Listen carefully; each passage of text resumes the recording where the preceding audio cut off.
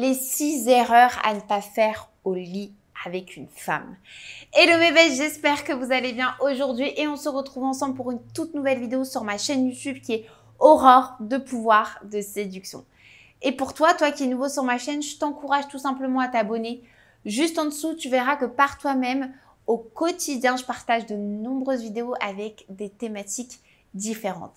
Et surtout, n'oubliez pas de télécharger juste en dessous, en barre de description, vos 2 cadeaux qui vous sont offerts. Ce sont tout simplement des supports gratuits que j'ai créés pour vous, messieurs, afin que vous puissiez mieux appréhender la psychologie féminine et surtout, enfin, bien comprendre les femmes, pourquoi elles sont autant compliquées.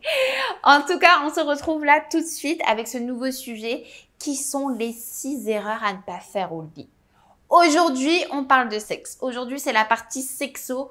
On y va et je vais pouvoir vous donner mes conseils et surtout les choses à ne pas faire au lit pour que vous puissiez tout simplement donner un plaisir maximum à votre partenaire ou à votre futur crush ou avec la personne avec qui vous êtes en phase en ce moment. Donc, pourquoi j'ai décidé tout simplement de vous faire cette vidéo? Parce que c'est vrai que au niveau du sexe, l'homme et la femme sont complètement différents. Leurs attentes sont complètement différentes. Je me répète toujours, c'est vrai que l'homme a plus cet aspect-là de quantité, alors que la femme a plus cet aspect-là de qualité. Et donc, pour pouvoir également donner un plaisir à votre conjointe, parce que je pense c'est ce que vous souhaitez si vous regardez cette vidéo, il faut que vous vous basiez sur de la qualité plutôt que de la performance, de la quantité. Donc déjà, dans un premier temps, l'erreur à ne pas faire, messieurs, ce sont les préliminaires. Si vous oubliez de passer par les préliminaires, c'est une grosse erreur. Pourquoi? Je vais m'expliquer tout de suite, ça va avoir un sens, ça va vous tilter. Et là, dès que vous allez terminer cette vidéo, je peux vous dire, vous allez penser préliminaire dès lors que vous allez vous retrouver avec votre conjointe. C'est parce que, en fait, pour pouvoir que la femme ait un orgasme, comme je vous le répète à chaque fois que je fais des vidéos sur la partie sexe, un orgasme chez une femme, c'est l'ensemble de l'acte sexuel. Ce n'est pas que la pénétration, ce n'est pas que point G ou ce n'est pas que le clito, ce n'est pas que les zones érogènes. C'est un tout.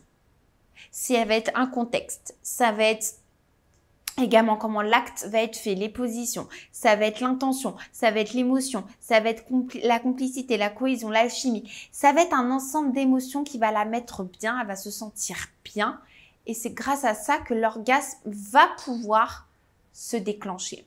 Et c'est vrai que l'étape des préliminaires, elle est hyper importante. Parce que ça permet également de faire monter en pression votre conjointe et même vous, messieurs. Si vous vous attachez à prendre votre temps sur cette étape des préliminaires, vous verrez que vous êtes encore plus satisfait et que même vous, vous allez prendre plus de plaisir.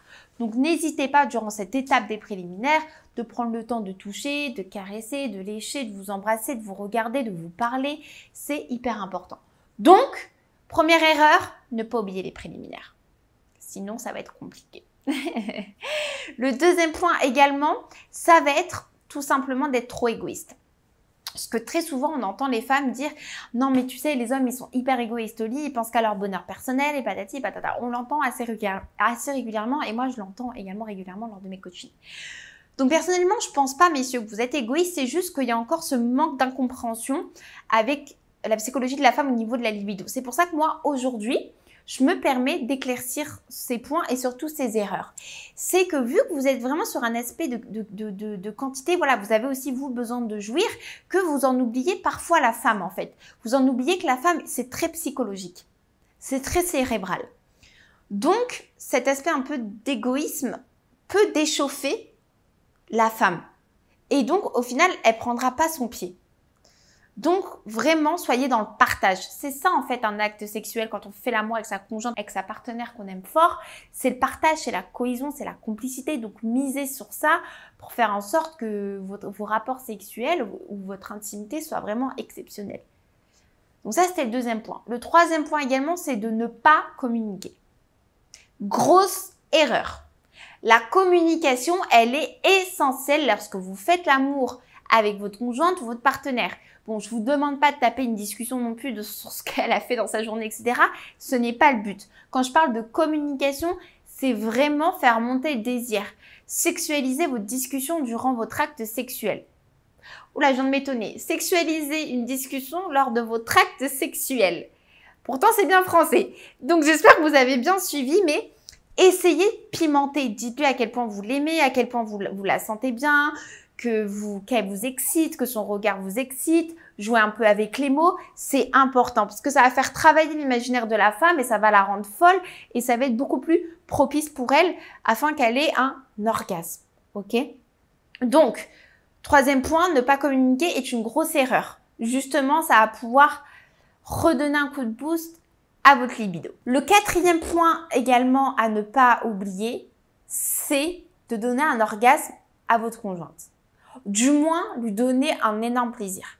Vous devez tout de même toujours attendre que votre femme soit contente, que votre femme soit libérée. C'est important parce qu'une femme, quand elle voit par exemple que son homme n'attend pas qu'elle prenne son plaisir et que l'homme par exemple éjacule avant, ça va la frustrer et elle va pas forcément vous en parler parce que ça reste un sujet qui est assez tabou. Surtout s'il y a un manque de communication, c'est encore beaucoup plus compliqué. Donc vraiment ce que je vous conseille messieurs, c'est de toujours attendre qu'une femme prenne tout de même son plaisir. Alors, ce qu'il faut savoir, c'est qu'une femme ne peut pas non plus avoir peut-être tout le temps un orgasme à chaque rapport sexuel, mais vous verrez quand même qu'elle va prendre son plaisir.